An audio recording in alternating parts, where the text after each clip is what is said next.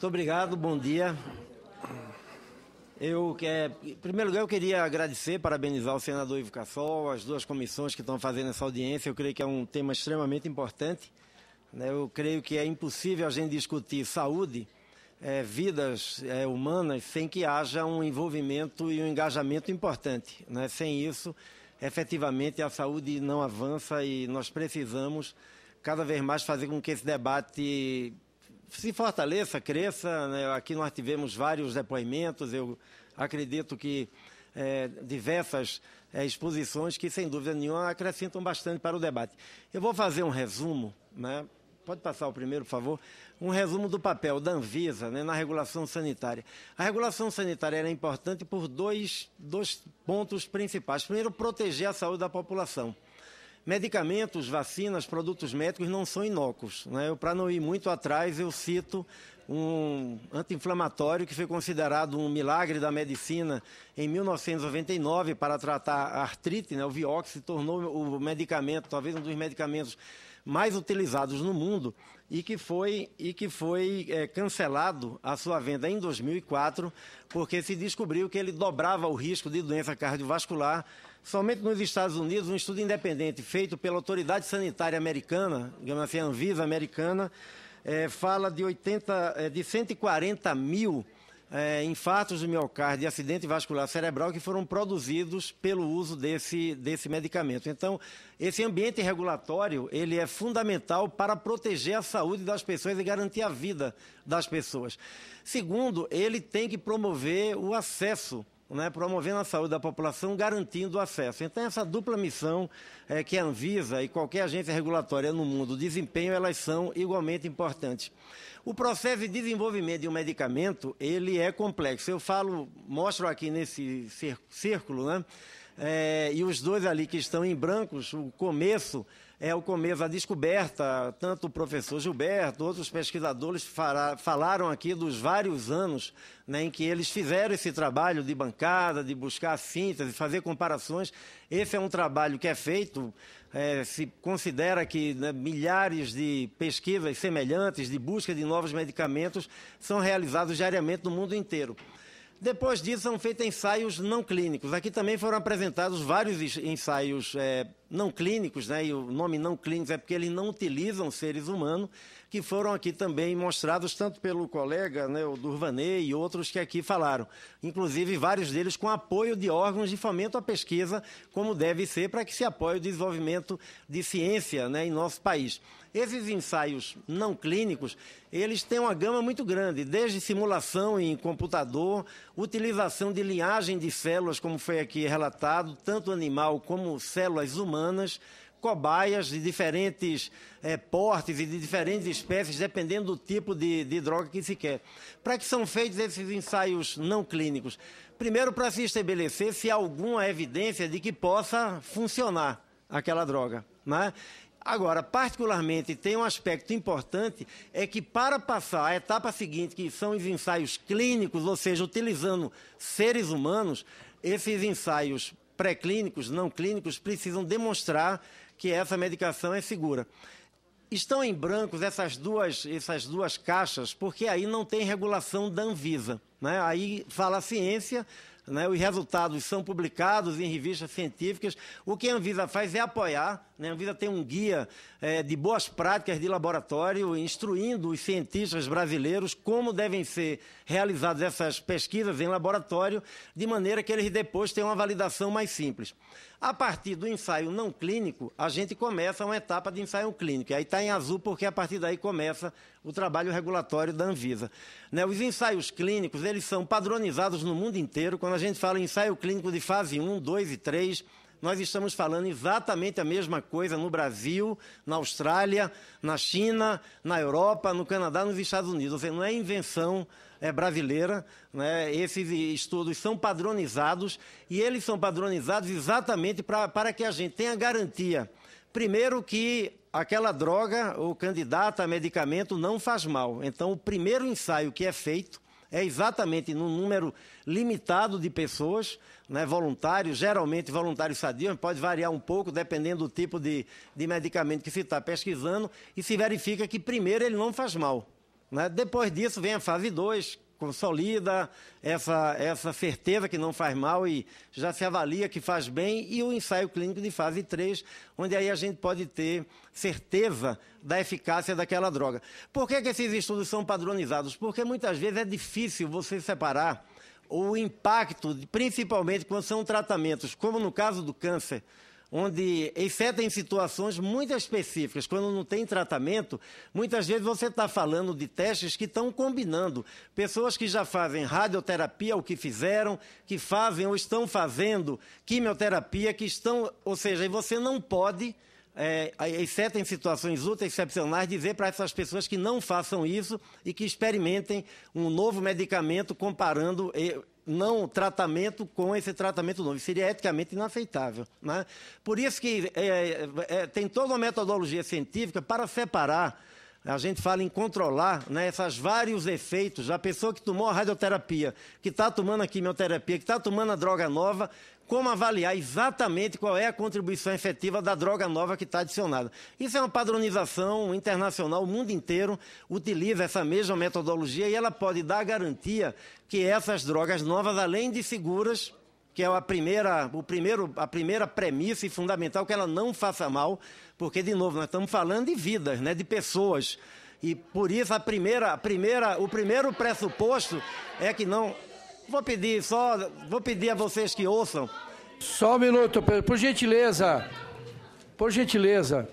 Vamos ouvir os dois lados?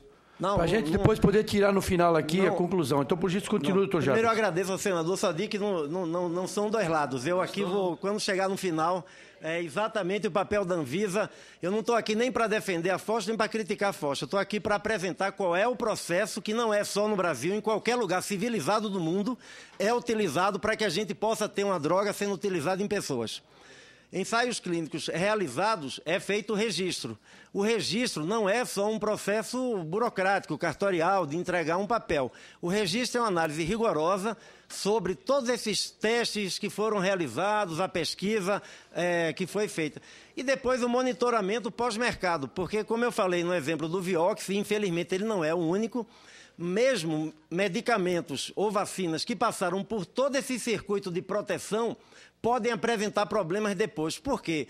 Porque mesmo ensaios clínicos de fase 3, que são os maiores, que chegam a envolver 15 mil, 20 mil, 30 mil pessoas, se nós temos um evento adverso raro, que ocorre, por exemplo, mata uma pessoa a cada 100 mil que tomam, no ensaio clínico de fase 3 ele não seria percebido. Por isso que mesmo quem passa por todo esse processo, a Anvisa ainda faz o monitoramento que a gente chama pós-mercado, de maneira a verificar se mesmo eventos graves, adversos e raros podem ser verificados na vida real, no mundo real, quando o medicamento começa a ser utilizado em larga escala, não em poucos milhares ou em poucas centenas, mas num conjunto muito grande de pessoas.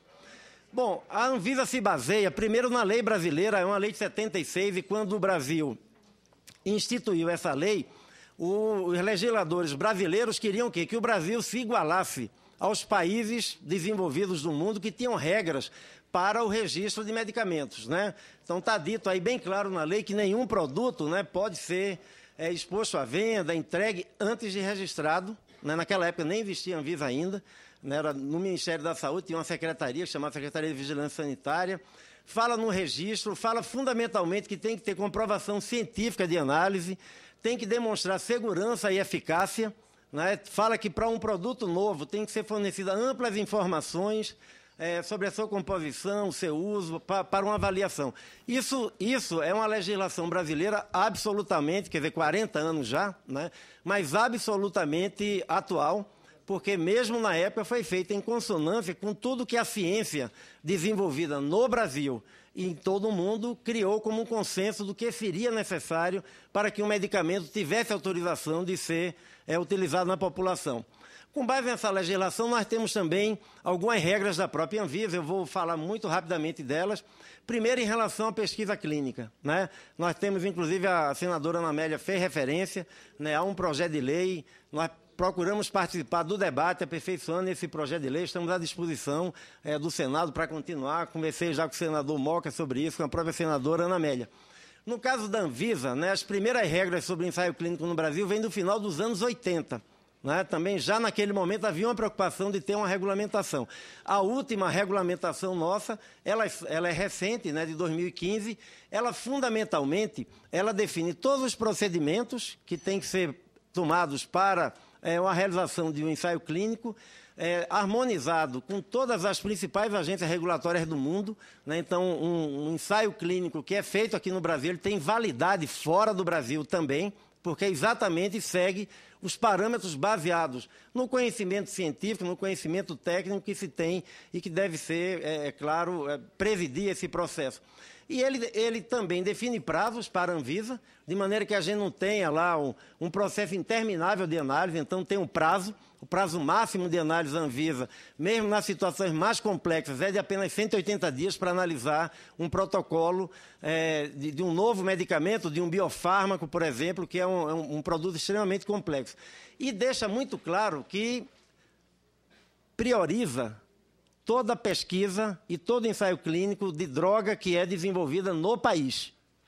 Né? Enfatizo, prioriza um critério de prioridade que tanto faz parte dessa RDC como da RDC 37, inovação radical. Inovação radical é, fundamentalmente, traduzindo, né? É um medicamento novo, não é um medicamento que já existia e foi melhorado. Isso a gente chama de inovação incremental. Toda inovação radical fabricada no país é considerada prioridade, ou seja, passa para o começo da fila. Então, a Anvisa procura, com isso, criar um ambiente regulatório que estimula a inovação e que estimula e apoia a inovação realizada no Brasil.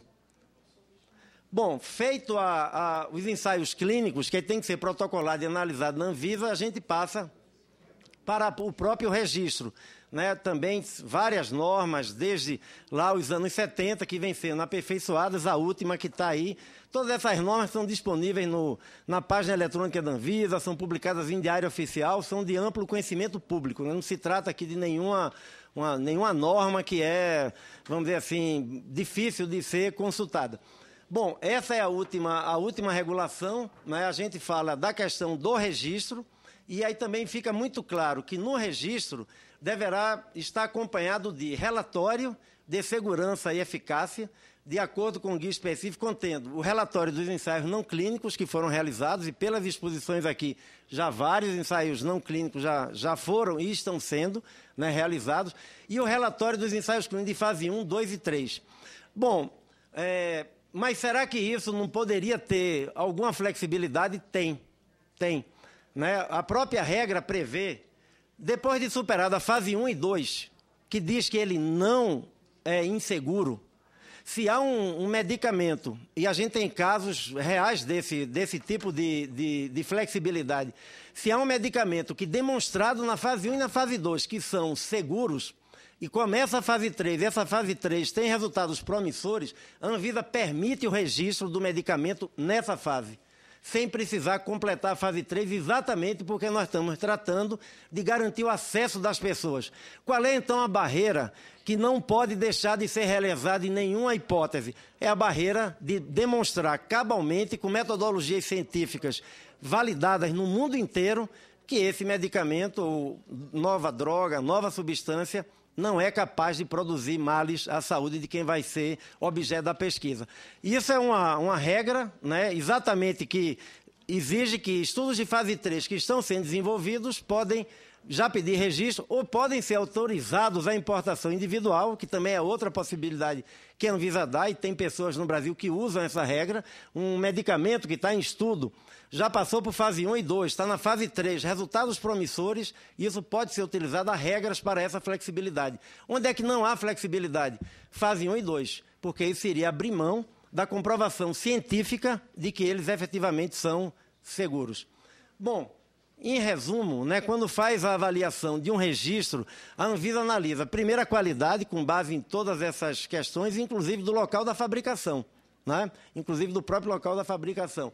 E a questão da eficácia e da segurança. Então, esse é o percurso, não é só uma análise, digamos assim, cartorial de documentos, é uma análise técnica, né, realizada por pessoas qualificadas e que visam efetivamente verificar a qualidade do processo de fabricação, em segundo lugar, a eficácia e a segurança daquele medicamento. Eu tiramos ontem aí às 18h12, né? Por exemplo, isso pode ser acessado hoje, pode até ter mudado, tem um a mais, né, 2 a mais, não sei. A fila de análise e pesquisas clínicas, a Anvisa está cumprindo rigorosamente a sua resolução de, no máximo, chegar a 180 dias.